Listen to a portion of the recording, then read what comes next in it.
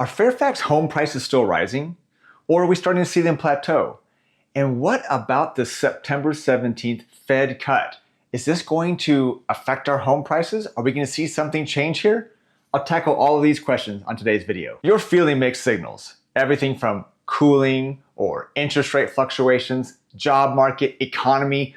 All of these are giving us some uncertain signals. But with all these different signals, are we seeing that there's a problem or a change in the housing market here in Fairfax County and around Northern Virginia? Understanding where prices are holding or maybe going up or going down is all going to help you make a better decision when it's time for you to sell or buy. So let's talk about all of those today. The big one, prices. I'm going to share with you the numbers, the year-over-year price gains, and maybe some decreases in certain types of properties through Northern Virginia. But before I get into that, have you ever been to the airport and they have those movable walkways? You can be walking really fast in one section and then all of a sudden you decide, oh, I'm gonna hop on this moving walkway, and then it just stops slower. It just slows you down. You're still moving, but you're moving at a different pace. If you're like me, if there's no one in front of me, man, I'm just going to walk faster and get through that moving walkway and then get back over into the place where I can actually get to the terminal at my own speed without any slowing down or speeding up. But the moving walkway is a good way to think about what's going on with this real estate market here in Northern Virginia. You can be going along, striding along, hop over the moving walkway, and it just slows down. It's still moving forward. There's still a lot of activity. It's just at a slower pace. And just need to know about that. That could be from street to street, neighborhood, zip code. All of those kind of things are very important as you're navigating this market. So think about that as you're moving through the fall selling and buying cycle. The median sold price for single-family homes in Fairfax County in August was $960,000, which is 3.8% higher year over year. And for townhomes, it was $625,000, which was 2.2% lower year over year. For sellers and buyers trying to understand the dynamics of this kind of market, it's pretty clear that we are seeing a little bit of an evening out, maybe even a plateauing in certain areas. And this isn't such a bad thing. It does give buyers and sellers some certainty that we have found some middle ground that will be helpful as you are thinking about what I'm going to get for my house and the price. And for a buyer, it's like knowing some different brackets of what the value of the home is. So it can be a win-win. Check out this graph. Over the last 3 years, for the most part, there has been gradual price appreciation.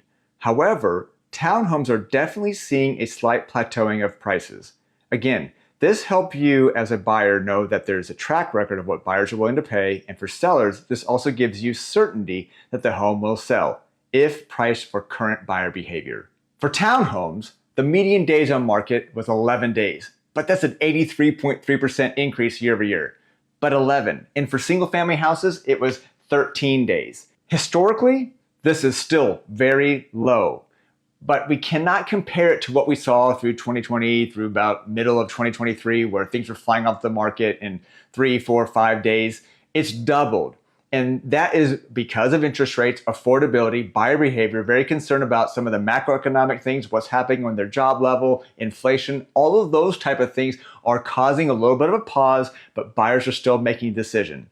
But I want to put this in context. Check out September 2015 graph. As you can see on this graph, back in September 2015, the median days on market for all home types was 27. And just a little tip for sellers, do you see the highest point of each of these years? It fluctuates between December and January, and then it drops fast. So December, January, days on market has increased, and then we get into that spring cycle of buying and selling, and it dropped really quickly. Buyers are back out, they're back after the holidays, they realize that having auntie and an uncle over at the house and it got a little crammed. They decided to make that move.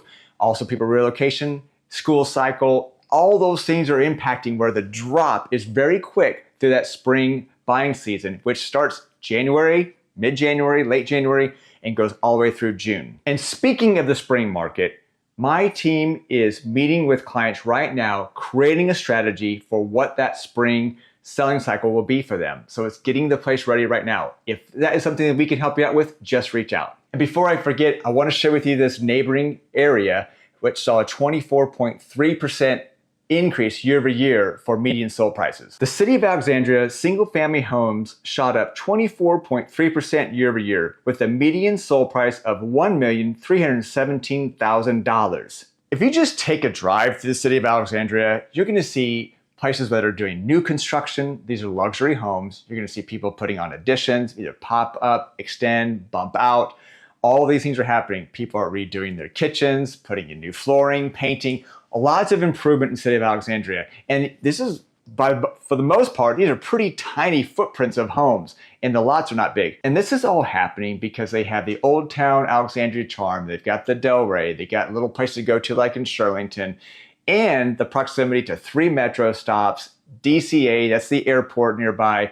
Getting into the DC is such an easy way to get in if you live over in the city of Alexandria. So it's easy to see why people really want to be that close to the city, because location is key and people will pay a premium or stay and improve their homes every single time.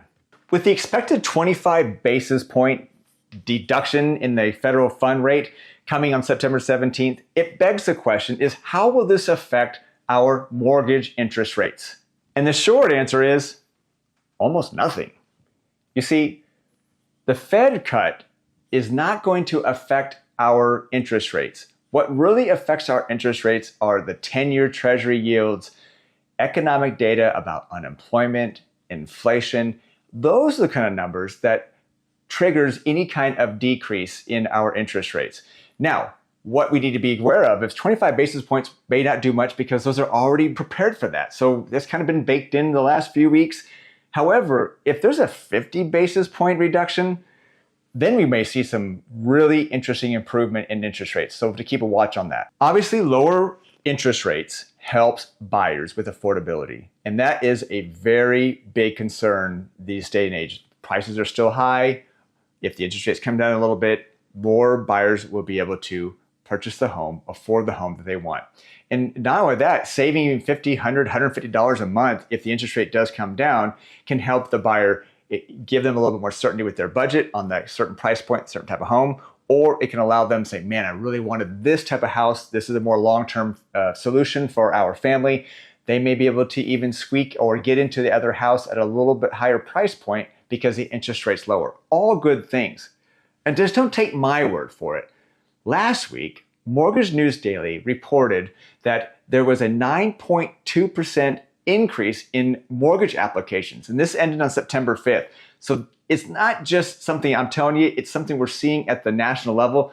People are applying for mortgages. It's increasing a little bit more. They're getting ready. They're checking to see what their budget is and their affordability and getting approved. So these are all good signs that we could see a healthy fall and spring real estate market. But I want to remind you buyers, just because you saw this little bit of a lull and a plateauing over the last few months, remember, if you're walking on that walkway and you hop over to the walkway that's a little bit slower, you better get ready to either speed up or hop back in and get your own stride back, because the market can change again from street to street, neighborhood, or even zip code. Sellers, here's your tip. You need to leverage those first 10 days on market. You need to have everything ready, from curb appeal, clean house, all the updates, cosmetically, whatever you need to do. Make sure you're showcasing every single great aspect of your home. And if you don't get the traction or you don't get an offer in those first 2 weeks, you need to be quickly ready to adjust your price and attract a new pool of buyers that may have not been able to reach for it, or it gets them off the fence that maybe toured your house. Be ready for that. My team is ready to help you overcome uncertainty with clarity, structure, and strategy, and we can't wait to help you this fall. Until next time.